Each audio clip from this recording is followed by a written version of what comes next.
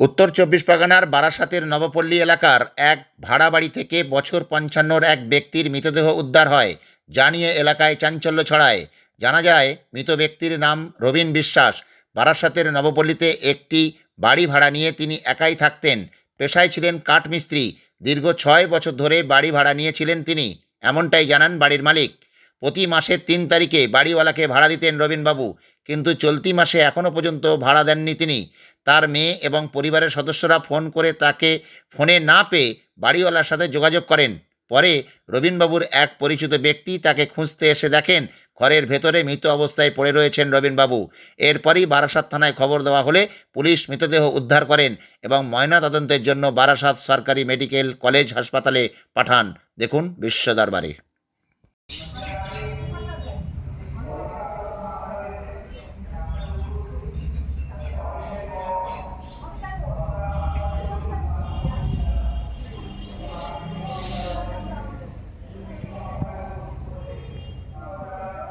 হ্যাঁ, ও একা থাকতো, ছেলে মেয়ে বউ আগেই মরে গেছে, বুঝেছেন? তাও একাই থাকতো। কতদিন ধরে এখানে ভাড়া ছিলেন? ৫-৬ বছর তো হবেই। হ্যাঁ হ্যাঁ, ও একাই থাকতো, বুঝতে পেরেছেন? উনি কাঠের দোকান আছে ভেতরে। নিজেরই দোকান? হ্যাঁ হ্যাঁ, নিজেরই দোকান ভেতরে। এখানে একাই থাকে? একাই ও থাকতো, বুঝেছেন তো। তা আমাকে ভাড়া দেয় ২-৩ তারিখ। তা দেখছি কি ও এমনি, আমরা দেখেন একটা ইয়ং ছেলে থাকে, আমি তো আর কার ঘরে যেতে পারি না। আমি ফোন করতে দেখি সুইচ অফ। তারপর একজন ওর মেয়ে ফোন করছে যে সুইচ অফ। তাকে কী ব্যাপার, গিয়ে দেখি ওখানে পড়েছে। কীভাবে জানেন তো? ওই দরজা, ও ড্রিঙ্ক করতো প্রচণ্ড। আচ্ছা। মনে হয় রাত্রিবেলা ড্রিঙ্ক করেছে, করে মানে খাটে এসে সাইডে পড়ে গেছে। আচ্ছা। মানে ওখানে ওঠার ওর ক্ষমতা নেই। শরীরে কোথাও ক্ষত রয়েছে? মাথাটা বোধহয় একটু পেঁচিয়ে নিয়ে গেছে তো, মাথাটায় মনে হয়, আমি দেখিও নি বডি, কারণ আমার শরীরের মধ্যে অস্থির লাগছিল। কি নাম? রবি বিশ্বাস। রবি বিশ্বাস? হ্যাঁ, রবিন বিশ্বাস নাম। ওর ছেলেরা থাকে হলো হায়দ্রাবাদ। কে কে আছে? 2 ছেলে 1 মেয়ে। 2 ছেলে? তারা প্রত্যেকেই বাইরে থাকে? হ্যাঁ, বাইরে পাতে। ও একাই থাকতো, বুঝেছেন তো।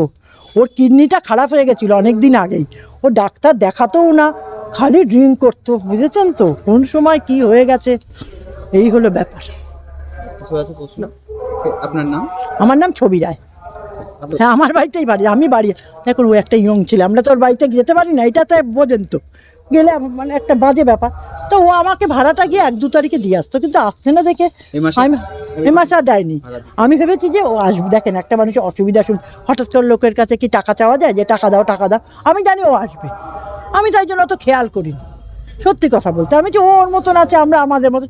এখানে তো আমাদের এতগুলো পরিবার থাকে, ও ওর মতনই। তা ও কারোর সাথে কথা বলতো না, নিজে নিচে। ওই যে একজন এসে ডেকেছে,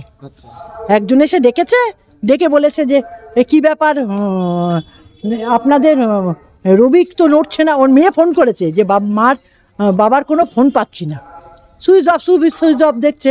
তখন বলছে যে ও বাবার কোনো ফোন পাচ্ছে না, কি ব্যাপার? তখন ওকে ডেকেছে, ডাকার পরে বলল যে কাকিমা, আপনাদের বাড়িতে মনে হয় রবি মরে গেছে। আমি কি বলছিস? বলে হ্যাঁ। তখন আমরা দৌড়ে আসলাম, এসে দেখলাম পড়ে আছে। হ্যাঁ, পুলিশ এসে নিয়ে গেছে বডি। আমাদের যে ওর বয়স 55। আমাদের অরুণদা আছে কমিশনার, উনি সব করে দিয়েছেন। উনি থানা লোক পাঠিয়ে, উনি তো জানে এখানে আমাদের কোনো ব্যাপারই না।